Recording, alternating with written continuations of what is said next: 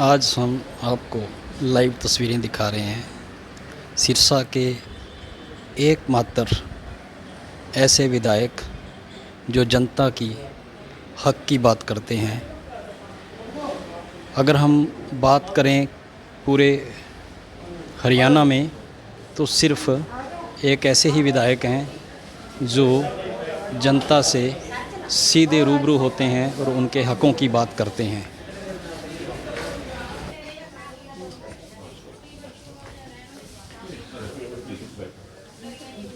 आज आप सीधे तस्वीरें देख रहे हैं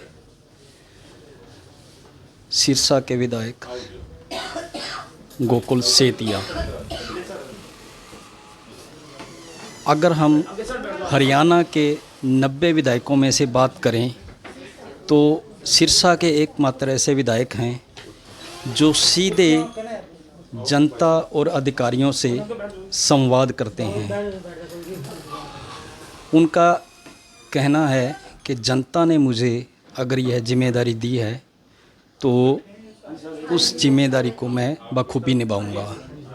और दूसरी बात करें तो भ्रष्ट अधिकारियों के काल भी हैं गोकुल सेतिया। आप कई बार गए भी हो, ठीक है।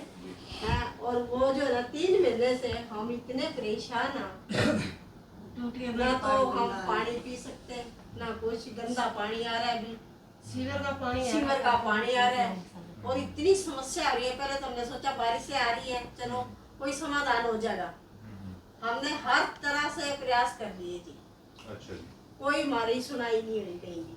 अच्छा। जय फोन ही नहीं खाता हम जय धरे भी फोन कर रहे जय पास फोन करा तो जय ही फोन चक्के जी। कौन सा जय को आपने किया था? सीवर वाला अब नाम तो जी को नहीं पता, जय के नंबर है जी हमारे पास। तो बच्चे आप देख सकते हैं पूरे शहर की सीवरेज व्यवस्था ठप होने के बाद किसी भी अधिकारी ने इस समस्या को हल करने का कोई भी काम नहीं किया।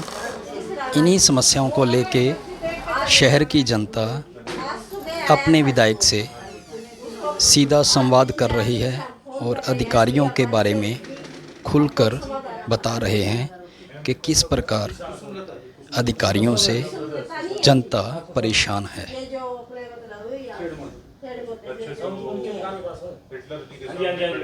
हाँ जी, फोन ही नहीं उठाते जी, वो फोन ही नहीं उठा फोन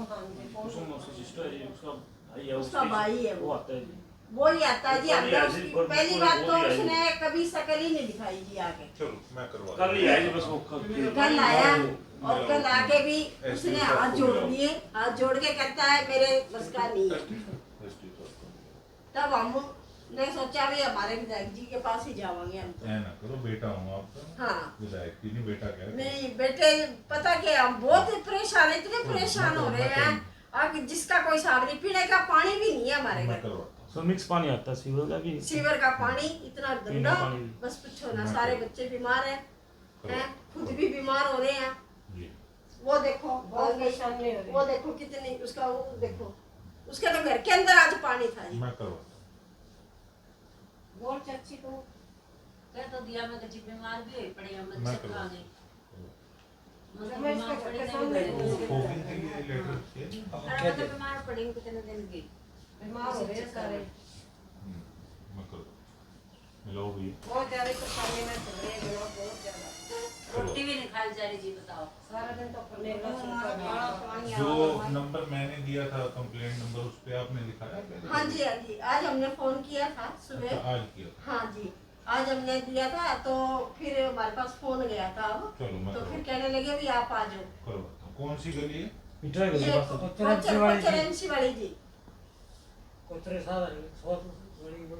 वही गली है जी। कोई सुनाई नहीं करे जी। आप आपके पास ही है, मैं आप तो सुनाई डीलर वाली गली है जी। साइज सेम ही है सारी सारी। वो हाँ, सेम उसी का खबर हाँ। आ जाती होती गए थे हम फिर उसको साइज पास- दो के सॉरी साइज उसको भी बुला रहे थे, साथ लेके आ रहे थे हम उसको भी। मैंने कहा तू भी चल। शहर में 32 वार्ड हैं। अगर 32 वार्डों में से बात करें तो ज़्यादातर वार्डों में यही समस्या है।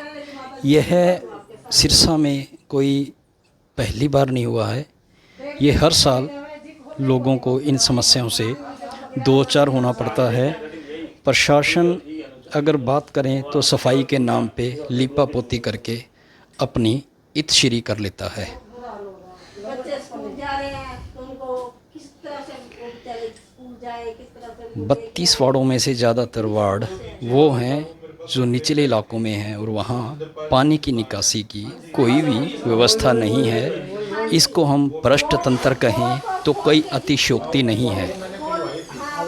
सिरसा के विधायक गोकुल सेतिया इन सभी समस्याओं को हल करने के लिए आज जनता दरबार में हाजिर हुए हैं, क्योंकि वो तो खुल गई, अब जो साइडें उनको वाली बढ़िया है, अब जनता उनको ने नहीं आ रही। यह जिम्मेदारी सौंपी है। सुबह बंद होगी थी, सवेरे फिर बंद हो गई। बंद हो जाती थी वो। अच्छा हाँ जी, हाँ जी। एक्शन साहब, क्या हाल है भाई साहब? नमस्कार, ठीक हो? हाँ बस ऐसे ही है। एक्शन साहब, एक ना मेरे पास कोचर एमसी वाली गली से काफ़ी लोग आए हुए हैं, तो इनके यहाँ पे 3 महीने से कहते हैं ब्लॉकेज है 2-3 गलियों के अंदर, और उसमें साथ साथ ना तो सीवरेज खुल रहा और पीने के पानी में भी सीवरेज का पानी मिक्स आ रहा है। हाँ जी, तो अभी सारा मोहल्ला मेरे पास आया है, ये आप सबसे पहले प्रियोरिटी पे करवाइएगा। हाँ ये अजय है ना लड़का, ये अजय साथ ही जाएगा, आप जिसको भेजेंगे ये जाके साथ ही करवाएगा। ये वार्ड थेड़ वाला पड़ गया जी, वार्ड में 23 जब 23 नंबर पड़ गया, जब गौशाला महल्ले से जाते हैं ना थेड़ को। जी जी, हाँ जी हाँ जी, तो अजय संपर्क में आपसे रहेगा जी, तो ये प्रियोरिटी पे एक्शन सब कराना। एक्शन साहब, एक कोचर एमसी वाली गली है वार्ड नंबर 23 में, तो इनके तारे तूरे बहुत ज़्यादा नीची हैं, यहाँ एक खंबा लगना है बीच में, तो वो लगवाइएगा। मैं इनको, हाँ इनको नंबर दे देता हूँ आपका, ठीक है, ये आपसे संपर्क में जाएंगे। हाँ सोमवार को आपसे बात करते हैं, ठीक है। ये मुंबई से आपको बता देगा कहाँ जमा कराना, जब कराना तो ठीक रहती है। ड्यूटी पे जा रहे हो आजकल? ठीक है, और आवाज मारी फिर मैं क्या जाना चाहिए कैसी हो सर? अपन की लेने ना चाहिए ना एक आपके सवालों में बातों में एक ही सवाल आता है कि भ्रष्ट तंत्र, तो उससे आपकी लड़ाई जो चल रही है फिलहाल, जो जनता इतनी परेशानी से जूझ रही है, उसके लिए आपने क्या क्या योजना तैयार करी है भविष्य के लिए?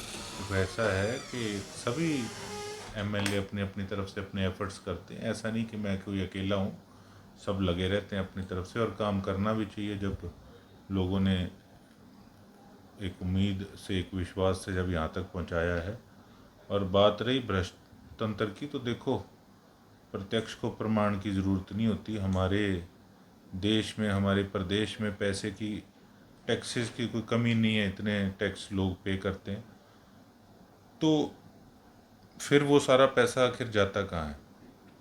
जब भी एजेंडा तय होता है मीटिंग का, जब बजट की बात होती है, तो उसमें फिगर्स इतनी लंबी लंबी, इतने 100 करोड़, इतने 1000 करोड़, और सेंटर की जब हम खबरें सुनते हैं इतने लाख करोड़। तो जब इतना इतना पैसा आता है, तो जब उसको आप कागज़ को कंपैरिजन करोगे धरातल के काम से लेके, तो एक मजाक सा बन के रह जाते हैं वो कागज़। तो ये सब भ्रष्टाचार की बदौलत ही सारा नाश हुआ पड़ा है। और बाकी एक बरसात आ जाए तो पोल अपने आप खुल जाती है। पहले भी सड़कें टूटी हुई, बुरा हाल, एक बरसात आने के बाद तो जो थोड़ी मोटी 20-30% बनी होती है, उनकी भी पोल खुल जाती है कि उसके अंदर क्या माल लगा है, ड्रेनेज किस प्रकार की है, लाइटों की क्या व्यवस्था है। मतलब काफ़ी हालात बद से बदतर हैं। और मैं ये समझता हूँ कि इनको सुधारने के लिए कहीं ना कहीं एक तो राजनीति से दूर रह के, बड़े नेताओं को कि कौन किस पार्टी का है ये छोड़ के, एक समान विकास जो है वो करने की सोच रख के आगे चलना चाहिए, तभी कहीं जाके हम लोग आगे बढ़ पाएंगे। और कहते हैं ना, keep eyes on all the actions of officers, एक अपनी पूरी आंख रखनी पड़ेगी इन पे। एक जैसे हमारा विजिलेंस का महकमा होता है, पूरी सख्ताई से हर एक छोटी से छोटी चीज़ पे भी अपनी नज़र रखनी पड़ेगी कि आखिर कहाँ पे किस महकमे के अंदर क्या हो रहा है। बड़े से बड़ा अफसर, छोटे से छोटा अफसर, जब इस चीज़ की छटाई सही ढंग से हो गई और इस पे शिकंजा कसा गया, तो आप देखेंगे पैसे की तो कोई हमारे देश में कमी नहीं है, ना हमारे प्रदेश में कमी है। फिर डेवलपमेंट किस तरीके से होती है, सब कुछ फिर आप देखिए। हमारा जो सिस्टम है वो बहुत अच्छा बना है, लेकिन चेकिंग नहीं है और कुछ चेकिंग करने वाले भी मिले होते हैं। अब जेई का तो यही काम है, एमई का यही काम है कि आप चेक करो कि कहाँ पे माल सही मात्रा में डल रहा है, नहीं डल रहा, जो कागज़ पे मेंशन है वो सारे क्लॉज हैं उनको फॉलो किया जा रहा है, नहीं किया जा रहा। तो जब उन चीज़ पे ढंग से जब एग्जामिनेशन ही नहीं होती, जब चेक ही नहीं कर पाते और करने की नीयत नहीं होती, तो वो आप समझ सकते हैं कि वो सारी चीज़ें भ्रष्टाचार की भेंट चढ़ी हुई हैं। तो आज के समय की कार्रवाई देख के तो नहीं लगता कि हालात बदलेंगे, क्योंकि एक हमारा सीओ ही लगा लो, एक अफसर है यहाँ शहर के अंदर, शरेआम उसने नाश कर दिया सारे इलाके का। जब अभी तक उसी पे कोई एक्शन नहीं हुआ तो आगे हम क्या उम्मीद करते हैं? कोई उम्मीद नहीं है हमें। तो आपकी लड़ाई जनता के लिए इसी तरह जारी रहेगी?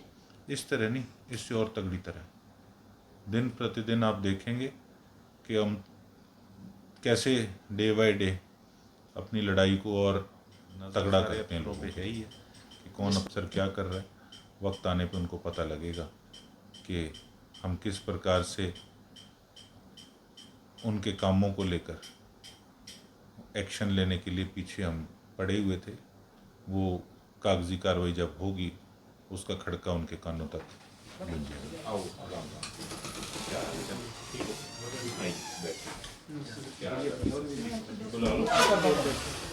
आप देख रहे हैं विचार श्रृंखला। ये आपका अपना चैनल। लाइक करें, शेयर करें, सब्सक्राइब करें। धन्यवाद।